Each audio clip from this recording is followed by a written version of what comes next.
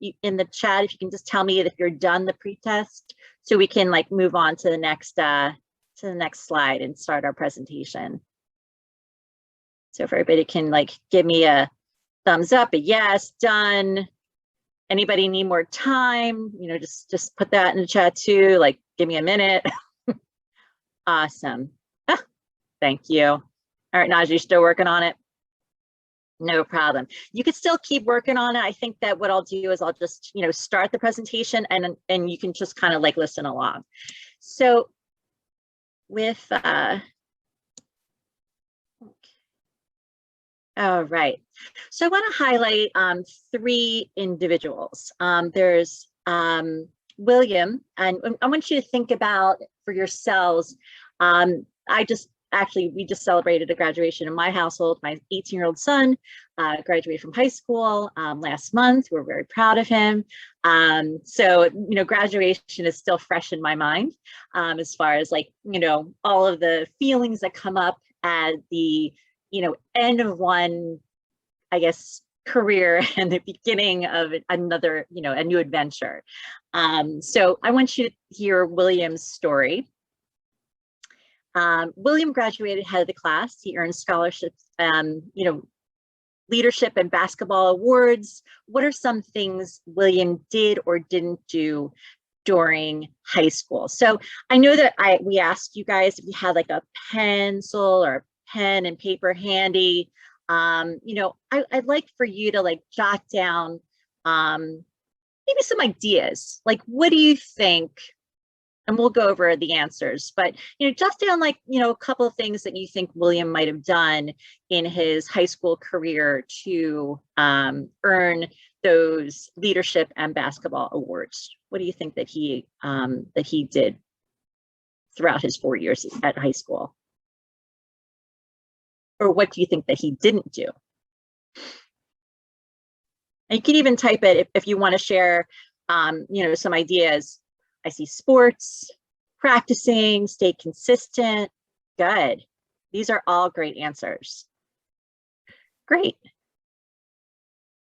Studied a lot, took charge when needed. Good. These are all great things. Advocate. Ah, love that word, advocate. Advocate for himself. Excellent. Became a leader. So all of those things, it incorporated all of those ideas and thoughts. So, you know, William, let's see. So he set goals for himself, took challenging courses. You know, he didn't slack in his senior year, you know, and take like study hall. You know, he actually took like, you know, those challenging honors classes or even AP classes, you know, all throughout his school year, because that's what colleges look for. He managed his time well. He stayed focused, studied hard, participated in activities. They actually say like at orientation for, you know, freshman year of high school, they always say like the school, you know, administration says you will get out of high school of what you put in, and they always encourage you to get involved in something, in you know, whether it's one, you know, activity or multiple activities, like you know, just become, you know, join something and get involved. He avoided drugs, gangs, and other sources of trouble, and avoided partying. All right, so here's Tina on graduation day. Again, get those pencils and paper handy. Tina graduated, but just barely. She had a lot of potential, but didn't develop any of her skills or talents. What do you think Tina did during high school that led her to where she is on graduation day? So think about Tina, you know, put yourself in her shoes and think about like, you know, she, again, you know, had potential, but didn't develop any skills or talents. So what do you think happened to Tina during her high school years that might have led her in this direction on graduation day? And put in the chat if you want to share some thoughts. Lazy, didn't challenge herself, didn't set goals. Good. Someone said life circumstances. Exactly. Like things like maybe even out of her control, like, you know, environmental things that happens. Maybe she had a fire in her house and she, you know, had to move suddenly. or, maybe there were, things involving her family that doesn't necessarily involve her. Dad was in jail, or, or mom, had to, leave for an extended period of time and she had to live with relatives, wasn't focused, kind of didn't care, didn't communicate. That's really the key too. Yeah, she didn't, talk about her feelings and didn't really, share that with anybody, just kind of kept that to herself. Maybe had a death in the family. Good. These are all, really good ideas.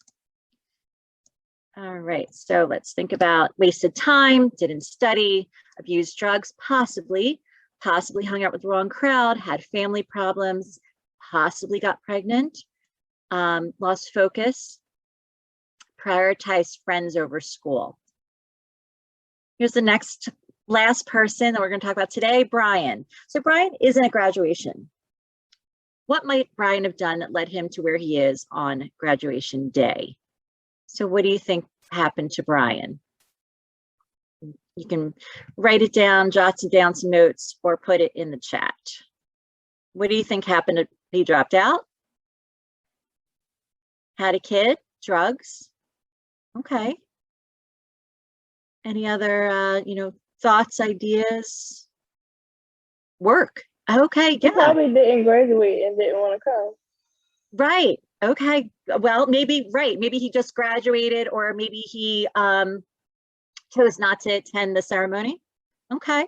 Or maybe he had to go, like, drop out and then go back for, like evening school, and, or maybe he like graduated a little bit later because he was held back a couple years. And, sometimes when that happens, you feel like you don't want to attend that ceremony. Specifically, failed classes, family problems, depression. Good. Gave up. Good, good, good. Sorry, All that's right. my fault. Yes. So what happened? Yes, he dropped out of school, possibly moved away, possibly used drugs, had to work to keep help with money at home. Somebody was, right on target with that.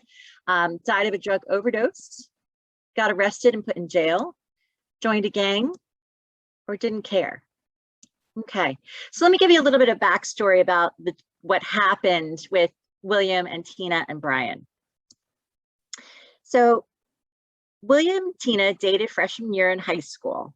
William knew that he wanted to go to college for pre-law, and the only way to do that was to get a basketball scholarship to pay for school. He spent most days studying and playing basketball.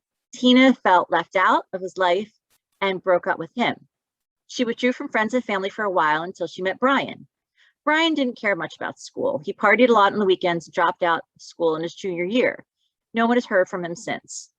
Tina let Brian distract her from her goals. She barely graduated, and William got a full scholarship to a local university. So what message do you get, from their stories? So what do you think, and you could put this in the chat, what message do you think, overall message do you get from hearing this backstory?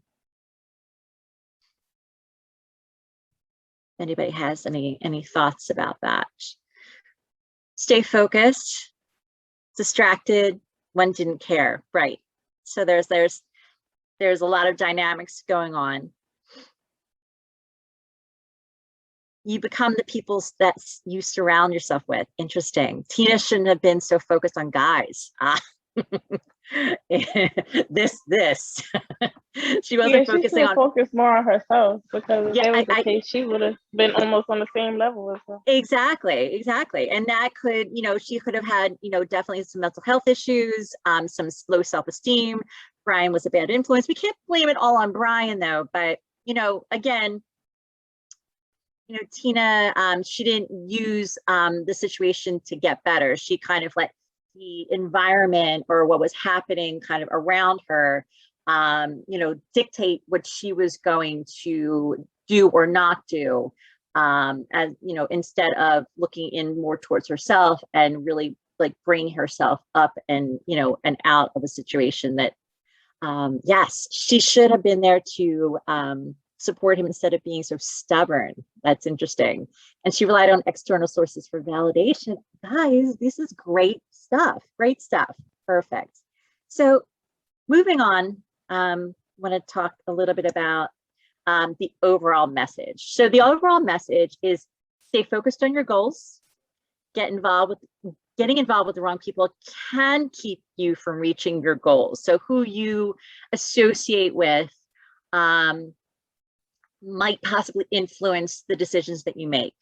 Obviously, we're encouraging to choose healthy people to socialize or date, don't use drugs, and don't let relationships ruin your life. So that is the overall message that we're trying to say, as far as like focusing specifically on goals and reaching those goals, because it's important. It's so important. When we talk about our future goals, maybe thinking about like 10 years from now, where do you see yourself? Where do you want to be? What do you want to be doing? Where do you want to be living? Where do you want to, who do you want to be hanging out with? How many of you guys, and put this in the chat. I know that some of you talked about future goals, but how many of you guys know what you want to do with your life after high school? So how many of you, just type it in the chat. How many of you would say like, yes, I know that I want to be this, or yes, I want to, and tell us what you think you want to do, or where you want to be, or, what location, maybe like you want to live overseas and like Europe, or maybe you want to, have a career in zoology. I'm just making stuff up at this point, but what do you want to do? Okay. So be a therapist. Yes. I like that you have an idea, but it's a lot of pressure and gives you anxiety. So this, when we think about future, it can be exhilarating, but it can also be, anxiety producing, because it's a lot to think about. I also have a 16-year-old who's trying to even think about like, where she wants to go for college. And that in itself is a very, interesting conversation, because she really has no idea what she wants to do. And she really has no idea where she wants, where she sees herself in a couple of years. So, we're starting to have those conversations. I like the fact that people don't know what they want to be, which is a good thing, because that means you're open to exploration. Some people want to be an accountant, law school, do hair therapy, psychology. Kassim, that's what I did when I was in college too. So psychology was kind of I knew I was in the helping profession. I knew I wanted to, do something in that field. So, being a social worker and was kind of like my second nature. So I always knew growing up that I wanted to do something in the helping profession. But it's okay if you don't know. That's why we're here to explore, opportunities and see what we're good at. So the 6 steps to goal setting we talk about is, and this is goal setting, meaning between the now and graduation day, or it could be between now and the end of the summer. So goal setting could be like, again, the short-term goals, what you want to achieve, and then it's the long-term goals. So the first step is name it. Name your goal, because we need it to be personal, possible, positive, and specific. Okay. So, if it's not something that is meaningful to you, but it's meaningful to your best friend, it's not personal. It's something possible. I want to skydive, in 6 months. Is that possible? Do you have a place that you can go to that you can, skydive? Is it something, is it something that you can achieve? Is it positive? Is it something that is, not something that would be harmful? And also, is it very specific?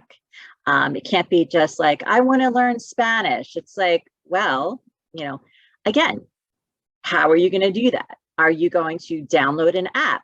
Are you going to attend a Spanish class? Are you going to visit Mexico in the next, year or so, and talk with, or you can, have a conversation with family that speaks Spanish and practice your skills. So, naming all of those little steps, it's like, that's great that you want to learn how to speak Spanish, but, how are you going to achieve that goal? Picture yourself reaching that goal, saying, and I know it sounds very cheesy, but kind of like in your mind being like, you know what, I can do this. I could make the basketball team this year. I can, get 3 goals, in the next soccer game, season if I tried. So saying I can is really important. Think about how to do it. What you want to do is like write down like 3 action steps, like what I talked about when, learning how to speak Spanish. What are 3 things that you're going to do in order to think about achieving that goal and going for it. So 6 steps to goal setting. Oh, I forgot the last one. Celebrate your success. So that's super important too. When you reach that goal, if you are somebody who wants to, like, say, start a podcast, and you buy the microphone, you have the, set up the equipment, you download all the things that you need to do, you record, you release it, people listen to it. Celebrate your success. Like, say, congratulate yourself. You don't have to throw a party or anything, but that would be fun too. But celebrate your success and be like, you know what? I set a goal out for myself and I achieved it. So internal obstacles that kind of get in the way, unfortunately, of our goals are these. And of course, we're all human. So we all have these things that sometimes get in our way of achieving goals. One is putting things off till last minute. Procrastination is your enemy. Number 2, difficulty making decisions. 3, cell phones, video games, or social media that distract us from our goals. Number 4, being messy or disorganized. Number 5, being afraid of change. Number 6, blaming others for not reaching a goal. Number 7, lacking drive or motivation. And number 8 is getting annoyed when things don't go your way. So just think about this. I know sometimes, I'm guilty of, I can say, number 1, maybe even a little bit of number, 2. We all have these within us, but I think that when you mainly focus on those 6 steps, you'll achieve success. So the way to achieve, it's a long list. I'm glad this is recording so you guys don't have to write this down, so you can refer back to it. Set deadlines, put things where they belong. If you have like your things scattered all over the place, especially for school, if you have your books over here and your pencils over here and your, where's my calculator? Like, put things in one place, put school stuff in one area so that you're not always constantly looking for it. See failure as opportunity. Get rid of clutter, relax, accept responsibility for your actions, put away the phone when you need to focus. This is my go-to, guys. Making a to-do list. I am the queen. I have like pads of paper. I don't know if you can see it. I'm a queen of to-do lists. I have my phone, I have my to-do lists, and then I also have like a pad of paper. So I love crossing things off. I don't know. It's very satisfying. You also have to have a positive attitude, turn off the video games, set your time limits, narrow down the number of choices that you have, because sometimes it can get overwhelming. Be honest with yourself. If as far as being able to achieve, those goals, be realistic, identify reasons for your feelings, get excited about your goal, and never, ever forget it takes a village. Ask for help. It's so important to reach out to friends, family, other caring adults. we're always willing to, to be in your corner if you ever need anything.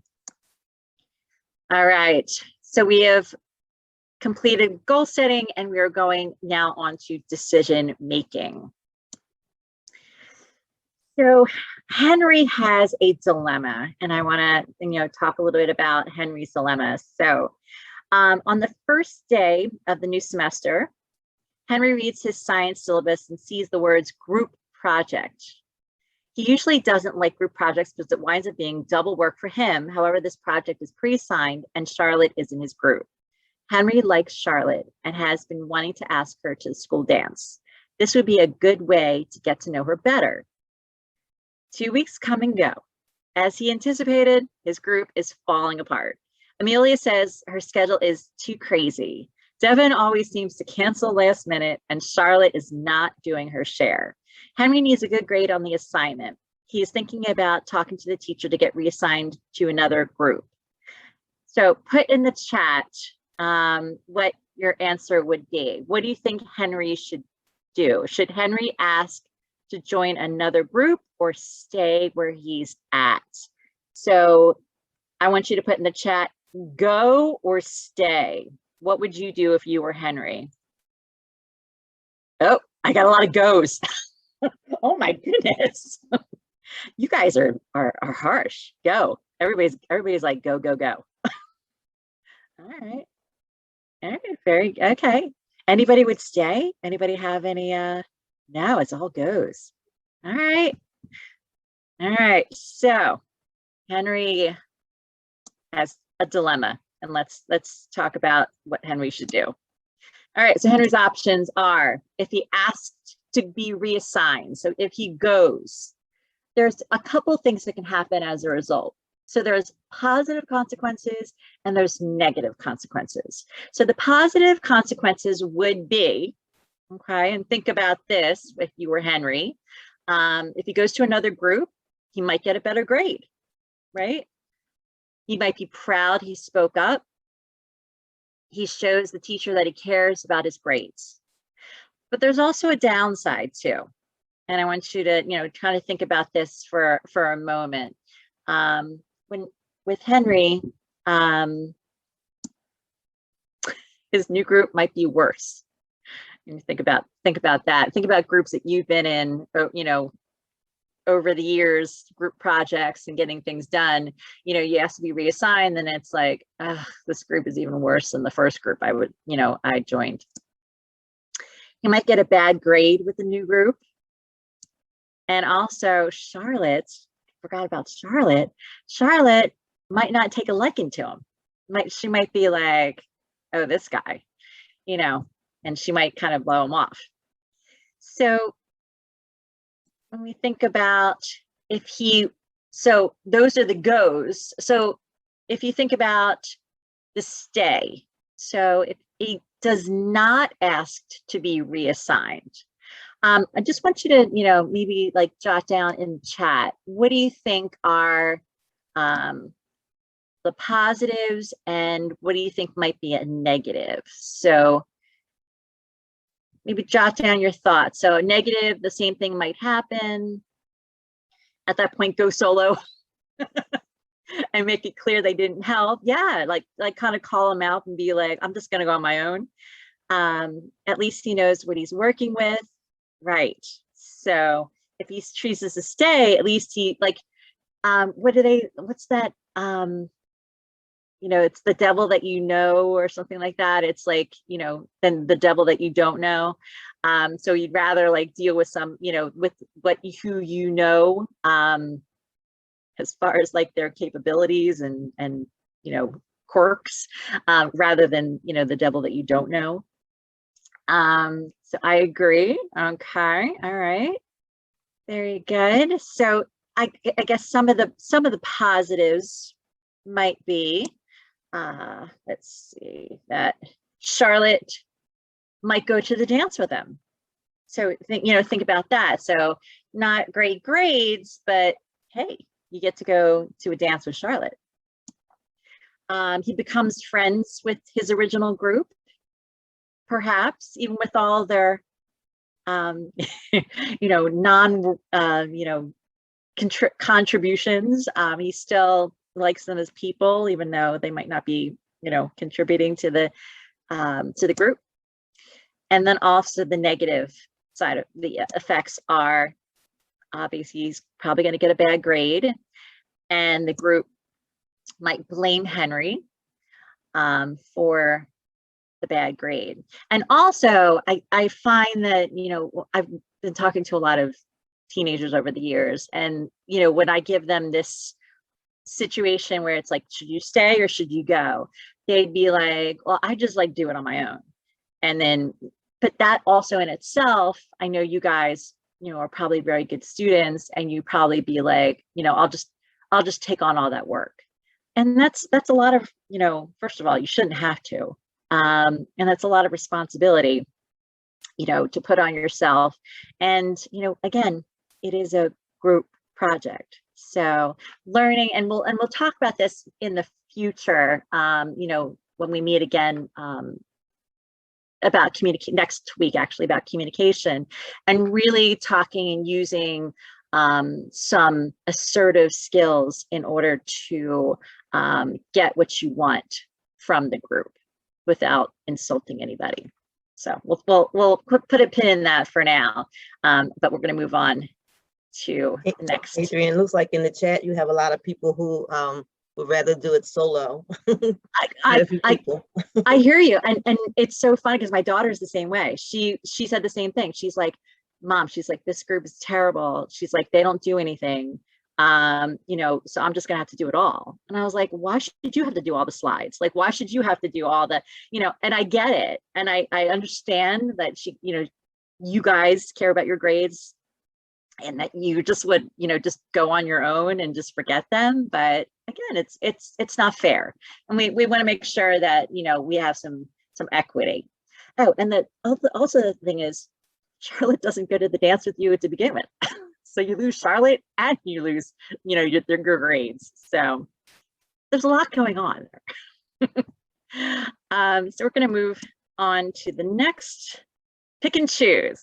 So you guys have 3 scenarios, and I want to see, I'm so curious to see what you'll choose. All right, first situation, your friend goes to the store while you wait outside. Suddenly you see a car crash into a car parked in front of the store. This driver gets out, inspects the damage, then looks around to see if anyone saw what happened. The driver assumes that no one saw the crash and gets back in the car to drive away. So what would you do? So option 1, I'm gonna give you a couple options. I'm open to other options, but I just kind of thought about like a couple ideas. You know, option 1, record the license plate number. Option 2, you can pretend it never happened. Or option 3, wait for the owner of the car to return and tell them what happened. So, oh, sorry about that. I'll go back to this slide. I want to make sure that we get from Karen. Okay, sorry about that. So what would you do? How, and you can put this in the chat too. So I see a lot of people are saying, oh, okay. I see a lot of option 1s. I see a lot of 1s, then 3s. Okay. I would report it. Felt like if I didn't do it, it would be wrong. Yeah. Okay. All right. So 1s and 3s. I would do 1, then 3, option 1. I like that people aren't doing 2. I'd leave a note and my information, so you can be a witness. That's an interesting option. I never even thought about that. Number 1, I would report. Okay. Dominic, I see you. I'm calling you out on that. No, okay. You put 2, but that's okay. 3s, 1s. Okay, good. All right. So again, you know, you're making decisions, and this is happening like right in front of you. So again, you know, it's a what would you do scenario, and you think about how would you feel if that happened to you? If the shoe was on the other foot and it was like, you were the person whose car that was, would you want a bystander to just be like, I didn't see anything, or, would you want somebody to speak up on your behalf? So I think, they're hard decisions sometimes. So we'll talk about the next scenario. So we've got option 2. You and your friend are walking to soccer practice when you notice a dog running loose in the street. You think it is your neighbor's dog that ran away a few days ago. You are running late for practice, and the coach has already warned you about being late again. All right. So we've got, well, what would you do situation? So would you, option 1, call my neighbor, or, you can, if you had their phone number, or even, I don't even actually have my neighbors. Well, I do have my neighbor's phone number, but on the, one of them, I just have, I don't have their information. So I would just maybe even like knock on their front door. So you can call or go to their door. Option 2, try to get the dog, try to catch him and explain to my coach why I was late. Or option 3, do nothing, pretend you didn't see the dog, and just go straight to practice. So I see the chat is lighting up. All right, so I see a lot of ones. Okay. So you call them first, okay? You're just gonna take your tail to practice.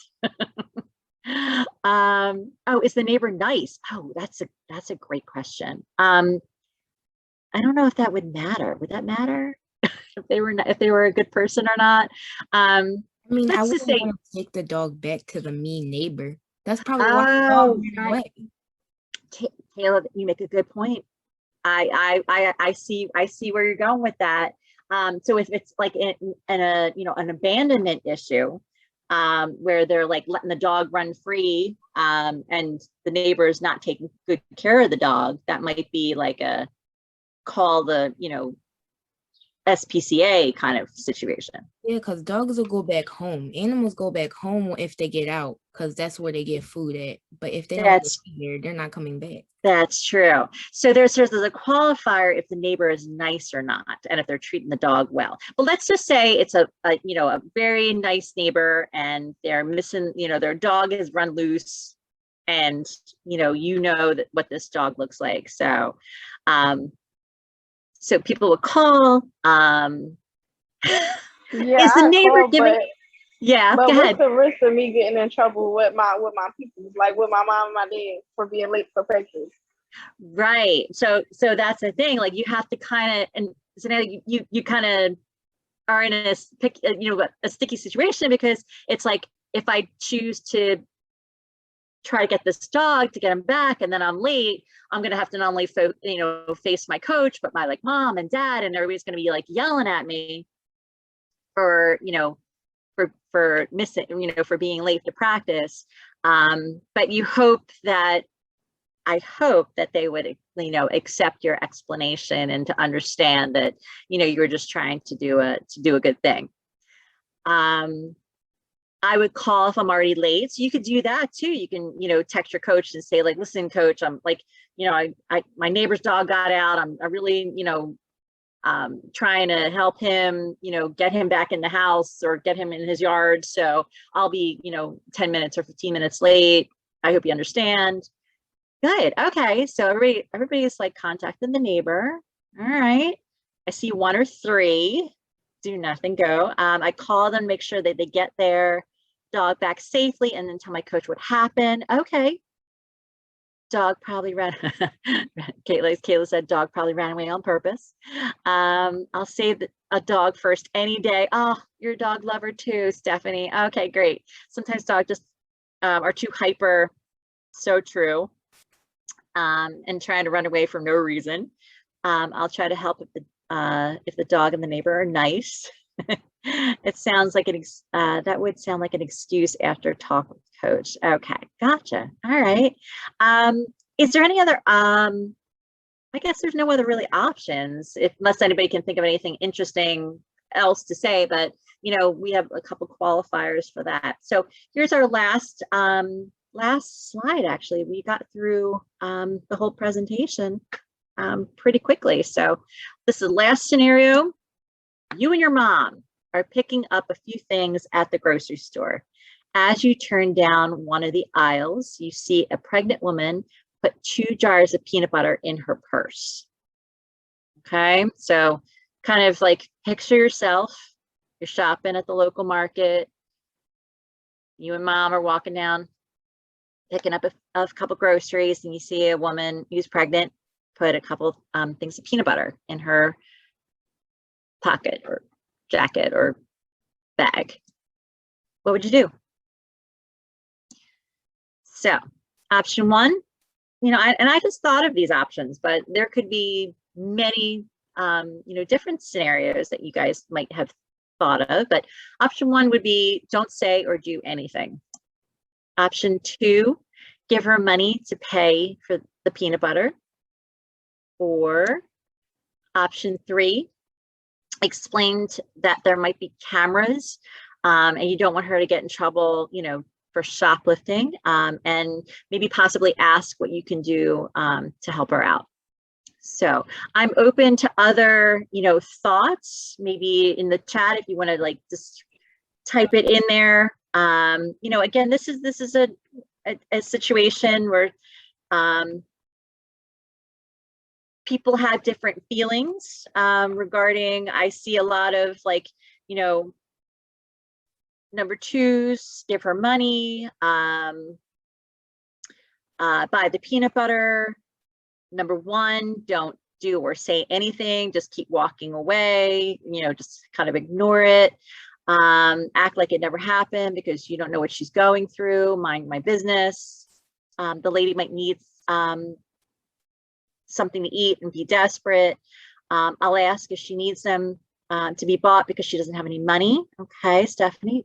Do nothing, Tamar says, because it's none of my business. Number 3, talk to her about, there might be cameras, ask if there's anything that you can do to help her, buy all her, Kayla, all right, buy all her groceries. That's a very, noble thing to do. And again, it depends on our comfort level. It depends on our situation. If we're able to help out, if we could, that would be the ideal thing to do. 2 or 3, number 3, number 1. Yeah, your answers are like 1 or 2. Your answers are kind of all over the board. So, she seems, number 3, she seems nice. If not, then walk away. You don't want to put yourself in a dangerous situation. That's a great, it's an interesting, idea. Obviously you have to pick up what we call social cues. Is she, possibly mentally ill? Does she have, small kids with her? Is she, in a situation where it might not be, it looks like she's not safe, or is she just, somebody who might be, short on, a couple bucks and is waiting for her check to come in. So maybe even, talking and thinking about all those things before approaching. We just never know what somebody is going through, and you guys pointed that out. Kasim said that happened to me before too. Kasim, I don't know. Do you want to unmute and share for a sec? Can you just tell us? I was in shop, right? But what she happened? wasn't Yeah, pregnant. what happened? She wasn't pregnant, but it was a lady, and I seen her put something in her pants, and then I was walking up the aisle, and then I turned back around. Yeah. So how did you feel in that situation? What was going through your head? I was like, dang, that's crazy. Right. Right. I just minded my business. So you just kind of you like minded your own business and just kind of like ignored it, but you took note of it and you remembered, that happened and that you saw that, that happened. Would you do something different if you saw that happen again or next time? Like, would you have done something different or would you have done the same thing? I'm gonna do the same thing. I'm gonna just not look at the person. Okay. Yeah. And mom, Yeah. I mean, it can be very, like, again, it can be very, depending on how I'm feeling though, like if I feel like in a good mood, I might be like, "Want me to buy this one for you?" Maybe. yeah. That's the whole thing though. Yeah, it's all situational too. It could be, again, lots of different things, like how the person is acting, how you're feeling about that person. If you're able to help, in monetarily or in any other way, if you're willing to take that time to reach out to somebody. As teenagers, like I think that we're all kind of like feeling like, I'm just a kid, like what can I do? There's a lot of things, if you think about it, there's a lot of things that you can do to help if you ever needed to in that situation. So, it depends on the individual, and it depends on how you're feeling in that moment. So okay, could be a pregnancy craving. I see that. Okay, good. And people steal for necessity, right? So Lewis, you make a good point. Okay. And some people, again, we never know a person's situation, so we don't know until we have a conversation or talk to somebody about that, and sometimes that could be a little nerve-wracking. So we'll talk. I'm gonna finish up for today, and I'm gonna stop sharing. Let's see. So I want to see you guys. All right, perfect. So do you guys have any like last minute questions, comments, thoughts about decision making before we end for today? Everybody's good. All right. I want to thank you guys so much for participating and attending, and I can't wait to see you next week.